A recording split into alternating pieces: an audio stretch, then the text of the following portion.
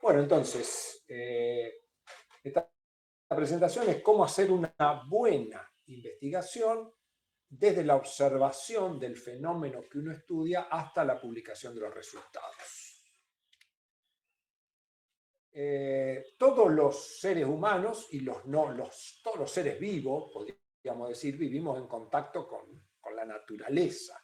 Se entiende por naturaleza todo lo que enfrentamos, ¿no es cierto? No necesariamente las plantas o las flores. La naturaleza, digamos, el mundo natural, contacto con el mundo, podríamos decir. Entonces, bueno, en esa naturaleza ocurren fenómenos que pueden ser naturales, ¿no es cierto? Que yo, como uno podría decir, bueno, la caída de un rayo, o artificiales, uno podría decir, bueno, un incendio, o planté un poroto y nació el poroto porque lo planté yo. Entonces, todos los seres humanos observamos ese tipo de cosas y en muchos casos nos llama la atención, en otros no, porque son cosas que vienen ocurriendo de chico y no nos llaman la atención, pero si uno se pone a pensar, todo nos debería llamar la atención, que nosotros vemos salir a la luna y la vemos salir, a veces nos gusta por el tamaño que tiene, pero uno dice qué fenómeno impactante, ¿no es cierto? Bueno, entonces eso estamos enfrentados a ese tipo de cosas. ¿Qué diferencia hay entre una persona que no es investigadora y una persona que es investigador? Ahí la diferencia está ahí. Esta tensión que nos llama la atención, el investigador descarga todo un proceso. Le llamó la atención, pero no se queda en que le llamó la atención, sino que lo que quiere es describirlo, explicarlo, buscar las causas, etc. Entonces, ahí está la diferencia. O sea, el investigador tiene la necesidad de explicar eso. Y bueno, para explicar un fenómeno natural hay una serie de pasos. Formulamos primero una hipótesis, luego sometemos esa hipótesis a experimentación. La experimentación va a necesitar de procesos de medición y va a generar datos. Esos datos se van a transformar en resultados y conclusiones a través de métodos de análisis, y con esos resultados y conclusiones llegamos a una encrucijada donde esos datos pueden aceptar la hipótesis, es decir sí, la hipótesis, lo que yo dije era cierto, aceptamos la hipótesis, entonces tenemos una explicación de ese fenómeno, o podemos refutar la hipótesis, es decir, no, los resultados no me están apoyando lo que yo dije, y entonces vuelvo al punto de partida con la necesidad de seguir con la explicación. Les voy a poner un ejemplo, especialmente para quienes no han trabajado mucho tiempo en esto. Hace unos años, en Colombia, hay muchas personas con los dientes manchados. Esto me lo había mencionado un investigador que vino a visitarnos a nosotros para medir flúor. Hay muchas personas con los dientes manchados. Eso le llamó la atención a ellos, y a nosotros cuando vino acá nos sumamos a ese llamado de atención y buscamos una explicación.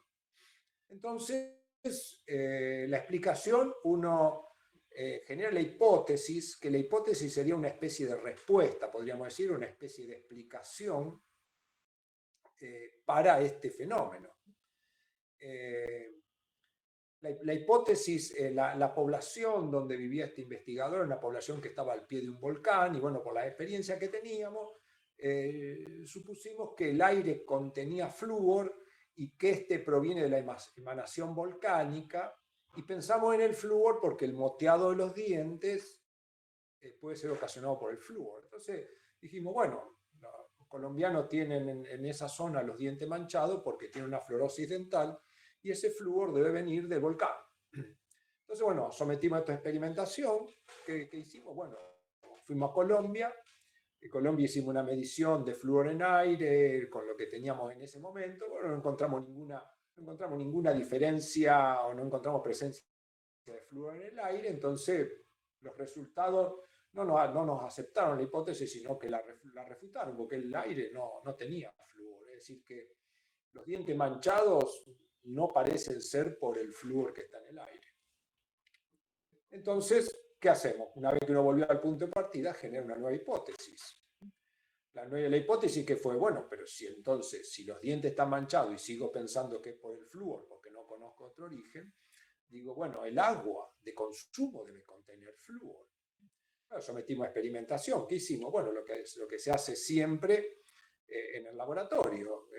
Yo fui allá a montar un laboratorio para medir flúor, entonces aproveché el electrodo nuevo, todas las cosas, muestra de agua, medí flúor, analicé los resultados y el agua no tiene flúor. Es decir, volvimos otra vez al punto de partida. Seguíamos con la intriga de por qué los dientes manchados, pero ya sabíamos que el aire no tiene flúor ni el agua contiene flúor. Entonces, bueno, este circuito ocurre tantas veces como sea necesario. Esto parece un fracaso dentro de la ciencia. Me dice, bueno, trabajé y fracasé, pero bueno, saber que una hipótesis es falsa es un buen conocimiento. Esto siempre cito las palabras de Edison, ¿no? Tomás Alva Edison fue quien inventó la lamparita, el foquito original para iluminarnos.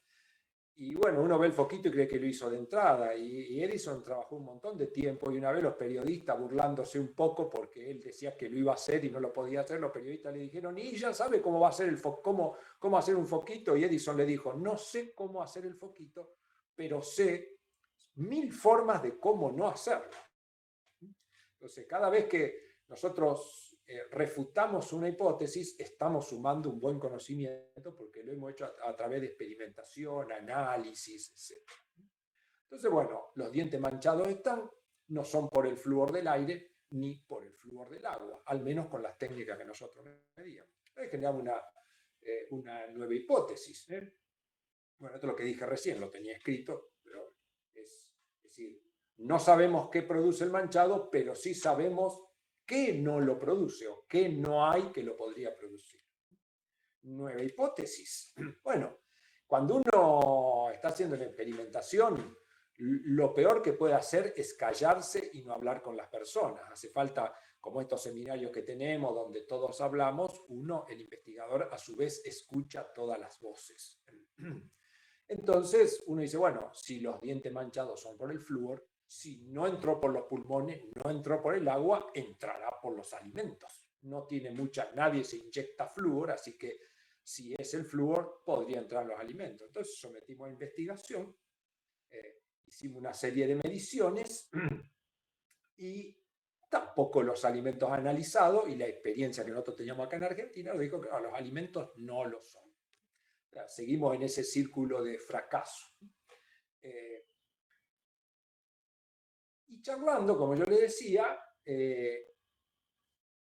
con la gente de ahí, me enteré que la sal de mesa tiene flúor. ¿Por qué? Porque hay una ley de hace casi 50 años atrás que exige a las empresas que venden sal agregarle flúor.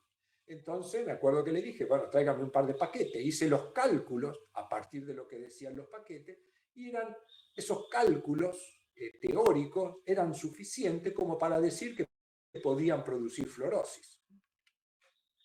Entonces, por supuesto que después medí en su momento, que estaba solo allá, medí el flúor en la sal y encontré que coincidía la concentración que decía el paquete con la cantidad de sal, con la cantidad que nosotros medimos. Entonces, bueno, como que uno dice, bueno, en este caso no refuto la hipótesis porque uno dice, bueno, el flúor está en los alimentos. Entonces, bueno, sabemos que el consumo excesivo de flúor produce fluorosis y entre sus consecuencias está el manchado dental. Ahí nos enteramos que la sal contiene flúor en cantidad elevada, que el consumo de flúor produce manchado, entonces uno puede sentirse tentado a decir que el manchado de los dientes en Colombia es por el consumo de sal. Digo sentirse tentado porque eso no es así. O sea, en la ciencia no hay como en la matemática una propiedad transitiva. Uno dice, si la sal tiene flúor y el consumo de flúor tiene el consumo de flúor produce manchado, uno dice, entonces el manchado de los dientes depende del consumo de sal. No es tan así. O sea, yo acá estoy poniendo, lo resalté, se debe, como que fuera una consecuencia, el manchado de la ingesta de sal. Y yo ahí, espérenme un cachito.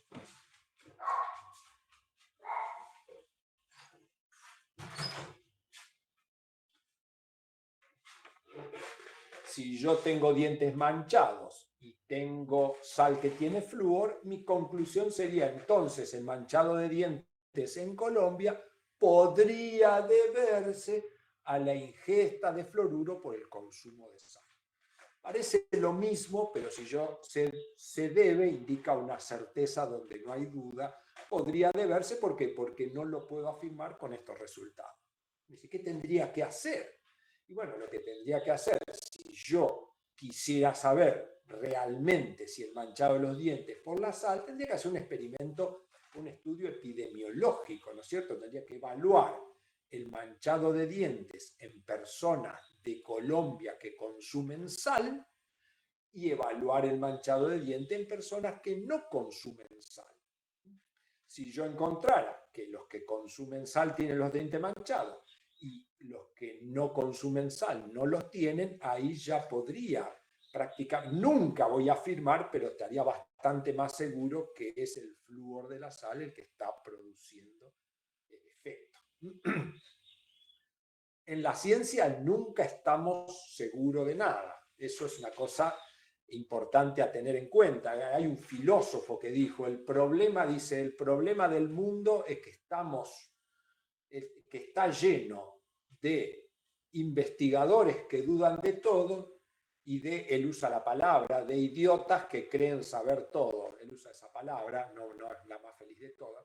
Pero bueno, el investigador nunca está seguro, por eso siempre cuando dice, y esto debería, podría, deberse, ¿por qué? Porque sabemos que en principio, todo lo que medimos tiene errores, por lo tanto, no podemos confiar en un 100%, y luego las conclusiones que sacamos de analizar esas cosas que tienen error, entonces, bueno, no está la retaguardia. Pero bueno, esto es una cosa importante en la investigación, que yo se lo he escuchado a prestigiosos investigadores. Me acuerdo una vez del flúor, había un profesor de la facultad que decía que el flúor produce cáncer de estómago. Yo le dije, ¿por qué? Y él me dijo, porque la gastritis puede terminar en cáncer y el flúor produce gastritis. Como el flúor produce gastritis, el flúor puede producir cáncer. Y no es así, o sea, ese tipo de conclusiones no lo debemos arriesgar con tanta facilidad. Pero bueno, como en este caso nosotros encontramos que la sal de mesa tiene flúor, tenemos una explicación a nuestro fenómeno y que por supuesto deberíamos hacer un experimento más, que el que yo dije, un experimento epidemiológico para poder terminar mejor el trabajo. Y acá sale la publicación. Ahí eso se debe publicar en algún lado.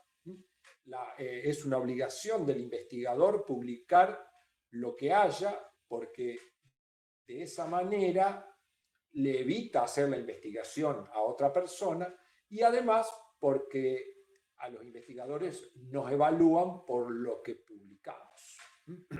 Es decir, si no publicamos, no somos investigadores. Así que bueno, ese es el circuito. Voy a dar algunas cositas más para no hacerlo tan largo. ¿Cuáles son los puntos críticos de este proceso? Todos son críticos, pero en cada punto aparecen cosas interesantes. Vamos a centrarnos acá en la observación y la atención. Si yo soy investigador, me tengo que esmerar en observar y prestar atención, porque si no hago esto, no tengo lo siguiente. Entonces, los investigadores, ¿qué hacemos? Y buscamos algo que no haya sido estudiado, que no tenga explicación o que sea de mi agrado. Yo tengo que buscar algo para estudiar, no tengo escapatoria. Para el caso nuestro, que me parece buenísimo, nosotros brindamos un servicio a la comunidad y vamos recopilando datos y los observamos. y escuchamos a las personas. Entonces de ahí nos van a ir surgiendo cosas, como hace poquito estábamos con Mael, había una persona cercana a Rosario que nos traía un agua para analizar porque tiene mucho sarro y dice, yo tengo un filtro de polifosfato que no sé cuánto. Bueno, ahí es como que largamos una breve investigación para ver si esos filtros de polifosfato son buenos o son malos, ¿no es cierto? Entonces, bueno, de charlar con las personas uno hace investigaciones que pueden ser más o menos importantes. Pero resalté esto, cuando uno hace una investigación, o por lo menos lo que yo vengo haciendo de hace unos años, y lo estamos haciendo en el CUEM, y cada vez me parece que hay que hacerlo más, la explicación del fenómeno, o sea, yo estoy frente a un fenómeno y le busco una explicación, pero esa explicación debe redundar en una mejora para la humanidad, aunque suena medio impactante, pero bueno, debe mejorar la humanidad, no todo en su conjunto, pero por lo menos alguien, y no un mero agregado de conocimiento. Eso yo tengo muchos trabajos y alguna vez se los puedo mostrar. Hay trabajos que los hicimos para justificar que estamos dentro de la facultad y cobrábamos un sueldo, pero no sirvieron absolutamente para nada, empezando porque los diseños experimentales eran espantosos. Entonces, bueno, yo desde hace muchos años con Maela venimos trabajando en esta cuestión de que lo que hacemos sirva para la humanidad.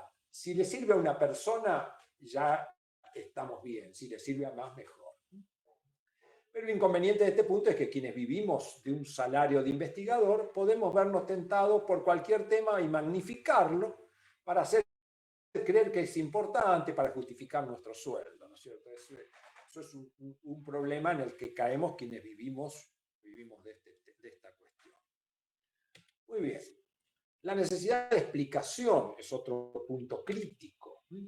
Como dije, la explicación, el principio 1, debe redundar en una mejora para la humanidad y en un mero agregado de conocimiento.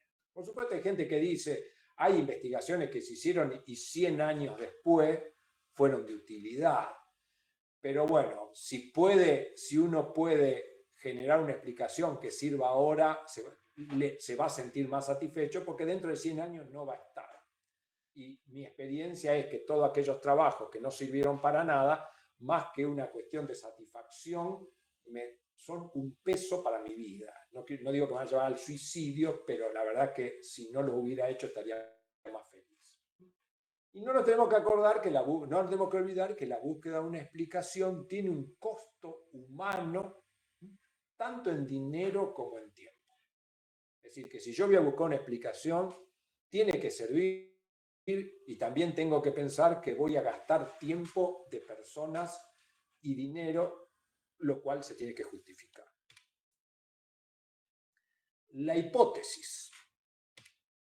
La hipótesis es una posible explicación del fenómeno observado. Lo miro en base a mi experiencia y digo, esto podría ser tal cosa.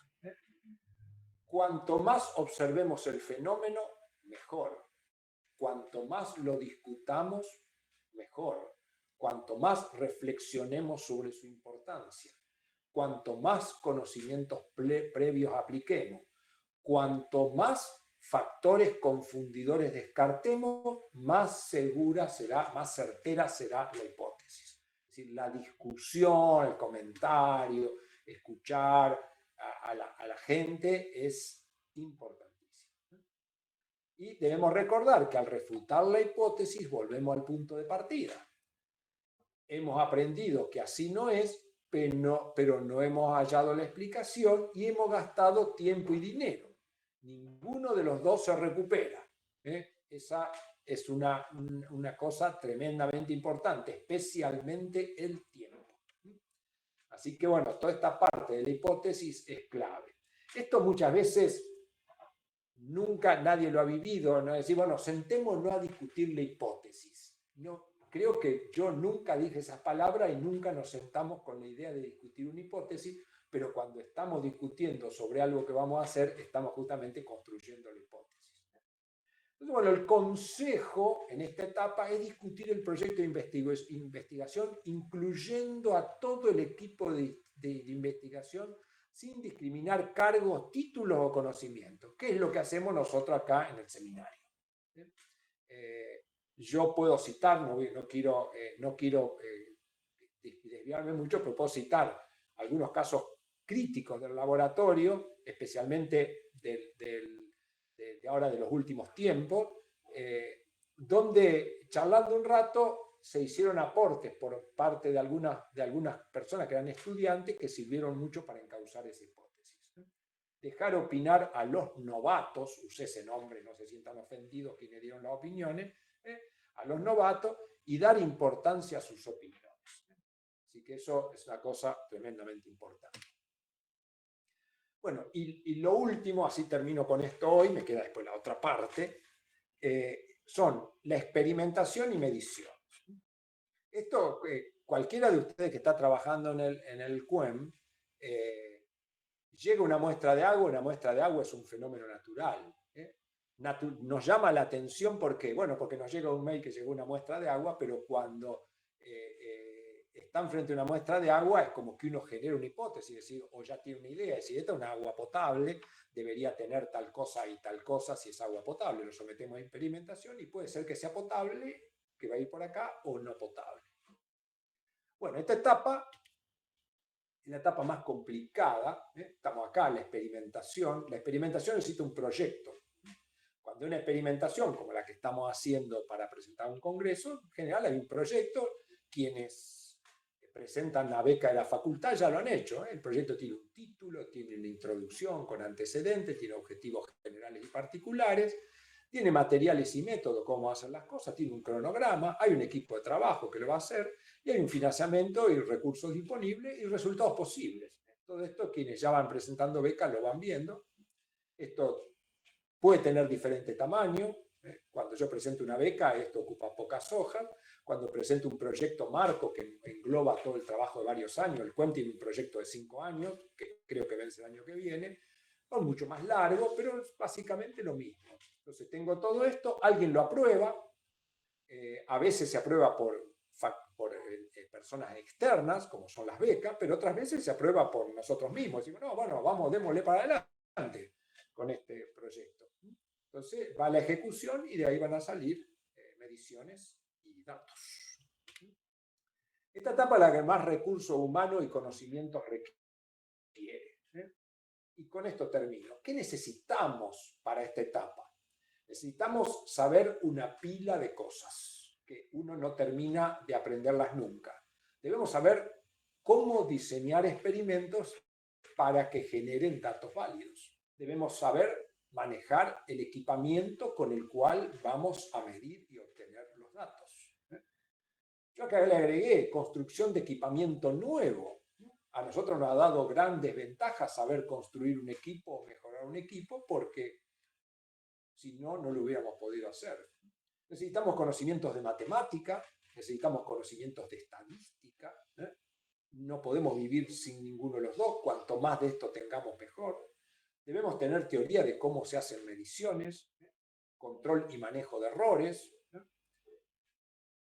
herramientas de almacenamiento y revisión de datos, mecanismos de comunicación, de computación. Toda esta parte acá, la gente más nueva por ahí no lo ve porque está todo metido dentro de Atlanti. Atlanti hace prácticamente toda esa cosa de una manera automática. Y también podemos, como hacen muchos investigadores, puedo poner varios nombres, de hecho tenemos a alguien muy cerquita nuestro, que hablamos a menudo con Maela, podemos contratar todos los servicios, o sea, podemos hacer, yo soy un investigador que quiero estudiar tal cosa, entonces, bueno, contrato a alguien que me diseñe los experimentos, a alguien que maneje los equipos, a alguien que haga todo, y a alguien que escriba el resumen, y a alguien que falta que vaya al Congreso. Pero bueno, acá hay una cosa interesante, yo puse 9 cosas, probablemente son más. Si yo contrato esto, cada una de estas cosas que me lo haga otra persona, voy a terminar haciendo una investigación. Pero si yo o el grupo con el que trabajo lo hace todo, rinde más. Cuando nosotros hacemos todo, el todo es más que la suma de sus partes. Si conocemos todo, tendremos grandes ventajas sobre los que no hacen todo. Esto es una parte crítica lleva muchos años adquirir todo esto y bueno, uno después lo va transfiriendo. Yo a lo largo de mi vida he aprendido un montón de cosas y compartiéndolo con ustedes hay cosas que las hacen muy bien y cuando yo me vaya quedarán con todo esto y seguramente le agregarán cosas y a los que vengan tendrán cada vez más. El hecho de manejar todo hace que el grupo crezca, porque los nuevos que vengan intentarán superar la vara que uno puso agregando algo más, decir, mira, este acá se fue y ahora nosotros hacemos cosas nuevas. Si uno contrata todo, uno siempre es muy chatito, no puede hacer muchas cosas.